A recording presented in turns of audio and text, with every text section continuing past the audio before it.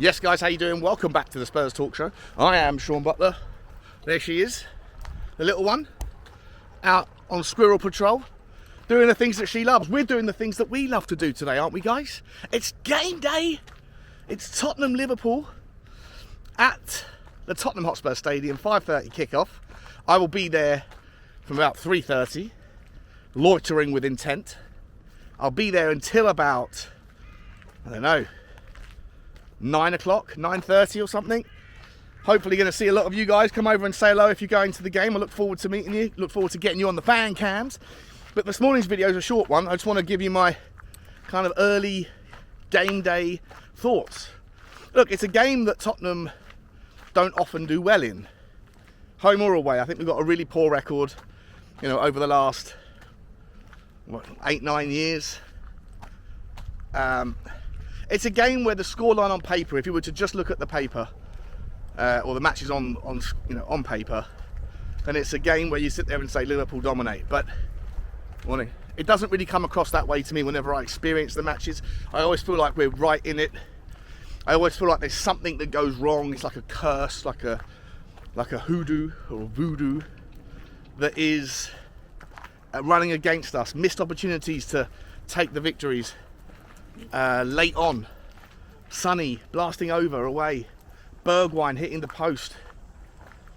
Maybe last season climbing back into the game from 3-0 down just to give it away in the last minute because of sloppiness.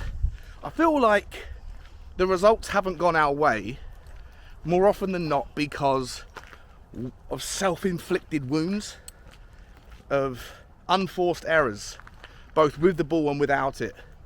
And that if we could eradicate them, then you would have seen a very different track record, a very different run of historical form over the years.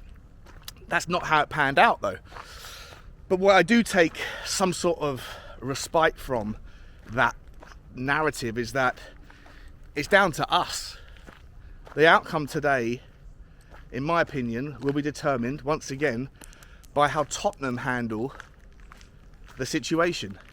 If we get in opposition's territory and have opportunities to score, are we going to take them, or are we going to miss gilt-edged chances? Because I don't think Liverpool will. They rarely do. Liverpool take their chances. They've got a wonderful attack, a brilliant attack. We'll talk about the combined 11 in a moment. But I think the difference generally is, like I say, it's whether or not we're going to gift them opportunities that they will likely punish us from. And when we get our opportunities, and I think we will, I think we'll have several, how do we handle it? And I think that will be the determinant. For me, before we get to the scoreline predictions, this isn't going to be a long video, as I say, it's probably going to be a few more minutes. But for me, when you look at the combined 11, I've seen a lot of people, a lot of Liverpool fans on various YouTube channels and on Twitter giving their combined 11. I've seen Tottenham fans giving theirs. I feel like it's a lot more balanced this week than it was last week. Arsenal fans making the case that 9 or 10 of their team gets into the combined 11. Tottenham fans making the case that 8 or 9 of their team get into the combined 11. A lot of partisan biases being shown, and that's fine. It is what it is for the North London derby. I think with this particular game, though, it's more reasonable. I think most people agree that Liverpool have got a more potent attack. They've got strength in depth up there as well. They've got 5 brilliant forwards, all of whom would get into most teams in the Premier League starting 11, but they can only squeeze 3 in at once. But should there be an injury or should they need to change things up in the second half, then they're going to have options there, which is always going to be a threat. But I think that most people would agree that it's probably Luis Diaz or Nunez and Salah with Sonny as the kind of the combined 11-3. I think also there's a little bit of common sense with regards this season's form in regards to the midfield. I think Tottenham have the edge there. That's not to dismiss Liverpool's midfield. It is very strong. They've rebuilt their midfield this season and it's been, wonderfully quick to adapt, to acclimate and to deliver what they've, managed to deliver in terms of output. But I do think Tottenham's midfield has the edge, and I think that most people would agree that if you're picking a midfield 3, you pick Bissouma, Maddison and Szoboszlai, who's a wonderful player. Szoboszlai, I really like him. I'm not sure if I'm saying his name correctly. It's one of the most difficult names to spell and say in football. But anyway, I think generally speaking, most people would agree with that. Then it comes to the back line, and I think this is probably where there's a little bit of debate. Liverpool fans will say that Robertson's over Udogie, and people like Hussam, shout out to Hussam. He was saying that it's a clean sweep in the Liverpool back line over Tottenham's. I don't think that you can make that argument on this season. I think Destiny Udogie's been the best left back in the Premier League this season, so I'd have him in. But I understand if you'd say that Robertson gets it just on his general levels of quality, have been there and seen it and done it and proven himself for a longer period of time. In the centre-back spot, look, I think this is where you're going to have a lot of people disagree. For me, I actually think that Van der Ven has been better than Romero this season, but not many Tottenham fans would have Van der Ven ahead of Romero in the combined 11.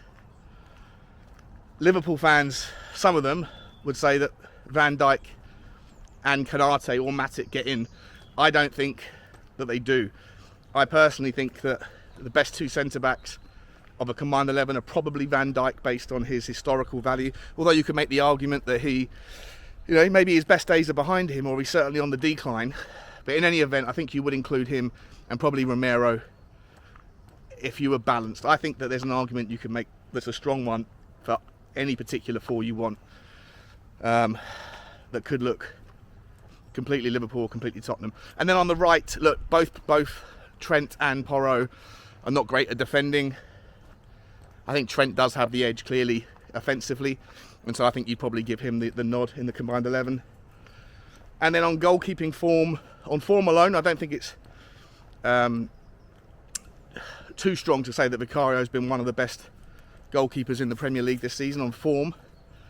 But if you're looking at really, who would you rather have in your team, Alisson or Vicario? I think everyone would rather pick Alisson, so I'm happy to concede that one. So for me, that's my combined 11. It's got 5 Tottenham players in it and 6 Liverpool players. But again, what does combined 11 matter? It's irrelevant. I think that it just says that the gap on paper is not too big, and it will come down to the little variables once again. How many chances are created? How many are taken?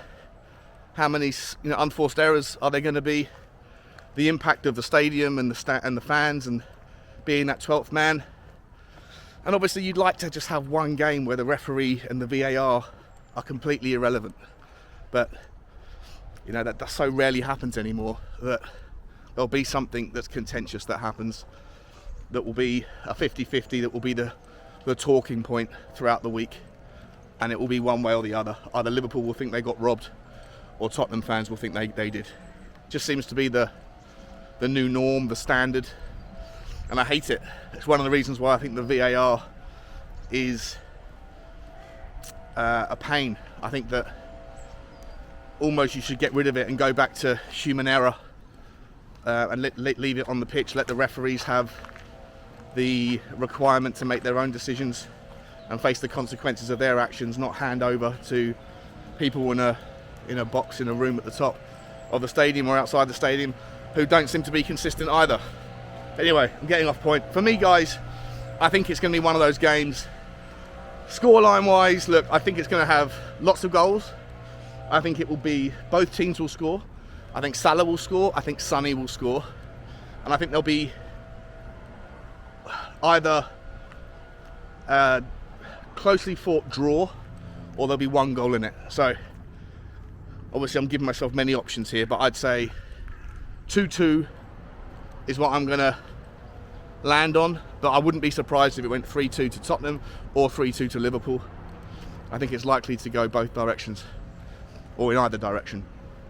Anyway, we shall see. Hopefully there's no injury news that's going to disrupt the momentum and the optimism before the game. Hopefully, from what I understand, Tottenham are still full strength, that Maddison and Sonny will be there available.